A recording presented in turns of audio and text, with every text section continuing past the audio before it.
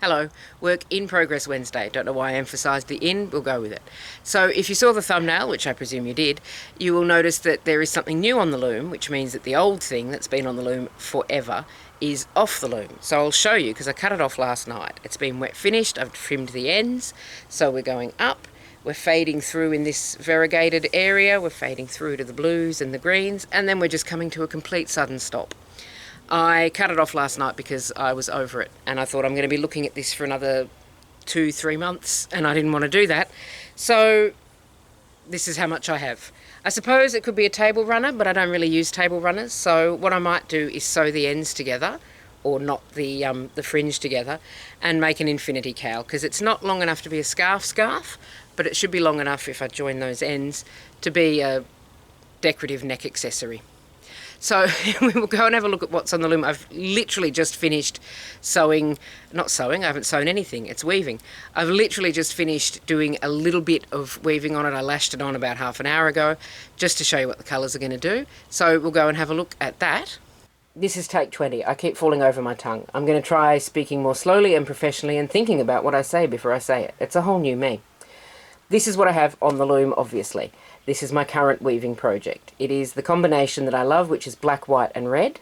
I will be doing red and white stripes along the weft. I always have to think before I say weft. That will give me these squares, these nice solid coloured squares against the mixed background of the white and black and red and black. The white is throwing an interesting optical illusion because it's measuring correctly for a square, but visually it looks rectangular because of the contrast of the white against the black and the red. So I'm thinking of actually weaving that slightly shorter so that it looks square visually, but isn't square if you measure it. Although if you're going to come around and measure my weaving, I'm going to try and find you a more fulfilling hobby because you have way too much time on your hands.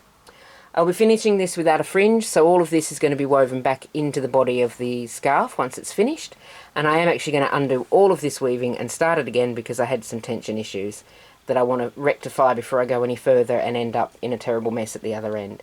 So I've just left this in to show you what the colours are going to do, and now I'm going to go and take it out and start again. But that's what's happening on the loom, and I'm really excited and happy about this one, and hopefully it will be a nice quick project because the last one was not. And the cross stitch is also coming along.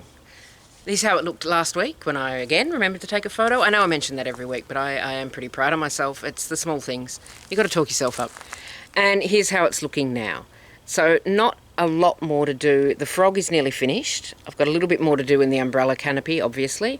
And the branch, I mean, I say not a lot left to do, but I've just listed quite a few things. And then it'll be back stitch time. And French knot time, which is a bit worrying. I'm not very good at French knots. I might have to have a practice before I commit to French knotting on my frog. Not a sentence I thought I'd say today or any other day. So I'll leave you with that.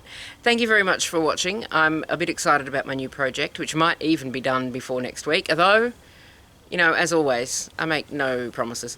But yes, thank you. Thank you for watching. I'll see you next week. You take care of yourself.